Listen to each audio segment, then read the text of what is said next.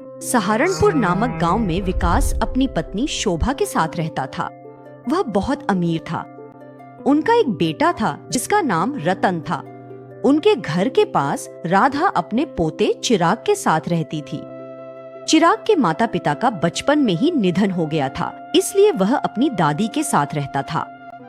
राधा दूसरों के घरों में काम करती थी। हालांकि वह गरीब थी, फिर भी उसने चिराग का दाखिला एक अच्छे स्कूल में करवाया था। रतन और चिराग एक ही स्कूल में जाते थे। वे दोनों हमउम्र थे और साथ में खेलते थे। लेकिन विकास को अपने बेटे का चिराग के साथ खेलना बिल्कुल पसंद नहीं था। एक दिन विकास ने रतन से कहा, बेटा, घर में खिलौनों की कोई कमी नहीं है, अंदर ही खेलो। तुम उस चिराग के साथ क्यों खेलते हो? मुझे ये बिल्कुल पसंद नहीं है। पापा, आप जानते हैं चिराग मेरा अच्छा दोस्त है। वह मेरे लिए कुछ भी कर सकता है। उसकी दादी लोगों के घरों में काम करती है। तुम उसके साथ क्यों खेलते हो? वह सिर्फ तुम्हारा दोस्त बनने का नाटक कर रहा है ताकि तुम्हारे महंगे खिलौनों से खेले या उन्हें चुरा ले। मुझे तुम्हारा उसके साथ खेलना बिल्कुल पसंद नहीं है। अगर मैंने तुम्हें फिर से उसके साथ देखा तो तुम्हारी खैर नहीं। रतन रोता हुआ अपनी माँ शोभा के पास जाता है। तब शोभा उससे कहती है, अरे बेटा, क्यों रो रहे हो? क्या हुआ? तुम्हें क्या चाहिए? पापा तुम्हारे लिए एक अच्छा टेडी बियर लाएंगे। रतन अपनी माँ को सब कुछ बता देता है जो पापा ने कहा था।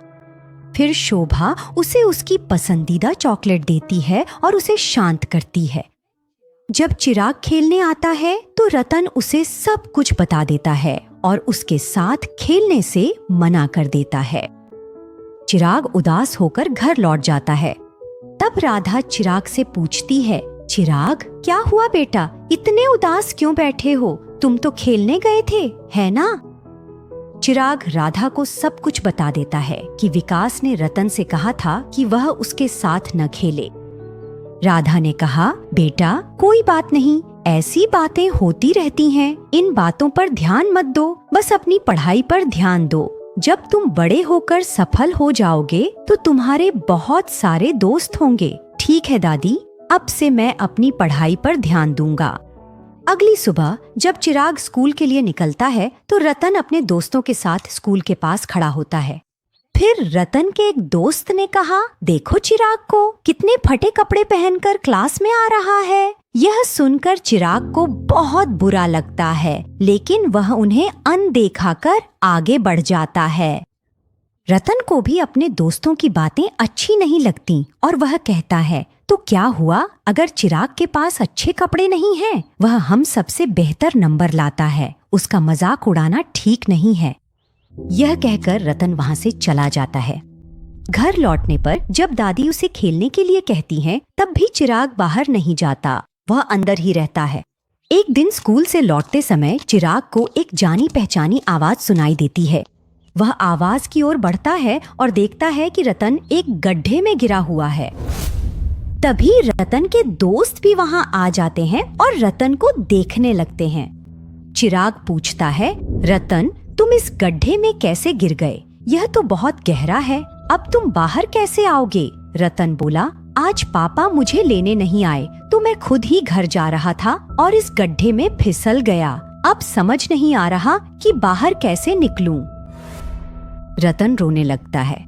उसे रोता देख उसके सारे दोस्त वहां से भाग जाते हैं। तब चिराग शांत होकर कहता है, रो मत, मैं कुछ सोचता हूँ और तुम्हें बाहर निकालता हूँ। चिराग दौड़कर घर जाता है और एक रस्सी लेकर आता है।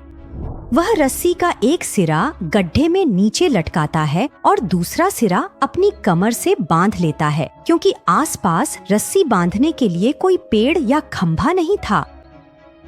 फिर वह धीरे धीरे रतन को ऊपर खींचने लगता है। आजा रतन, डर मत, मैं तुझे सुरक्षित बाहर निकाल लूंगा, तू बस घबराना मत। उसी समय विकास वहां से गुजर रहा था। उसे पता नहीं था कि गड्ढे में उसका बेटा रतन ही है। दूर से उसने चिराग को देखा। गड्ढे में उसका बेटा रतन था। दूर से उसने देखा कि चिराग किसी को बचाने के लिए अपनी जान जोखिम में डाल रहा है। चिराग ने चतुराई से रतन को गड्ढे से बाहर निकाल लिया। चिराग के प्रयासों की वजह से ही उस दिन रतन की जान बची।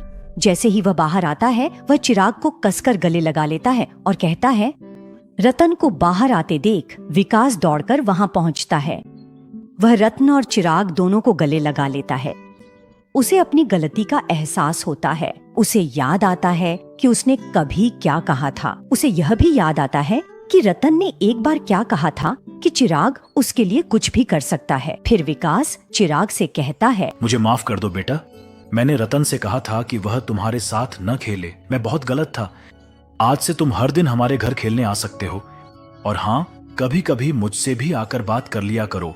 यह कहते हुए वह दोनों बच्चों को फिर से गले लगा लेता है। चाचा, कृपया माफी मत मांगिए, मैं आपसे बहुत छोटा हूँ। विकास रतन और चिराग को घर ले जाता है। वह शोभा और राधा को सब कुछ बता देता है। अब चिराग और रतन साथ में पढ़ते हैं, साथ में खेलते हैं और साथ में स्कूल जाते हैं। अब विकास चिराग के लिए भी कपड़े खरीदता है। वह कभी कभी उसे पार्टियों में भी ले जाता है।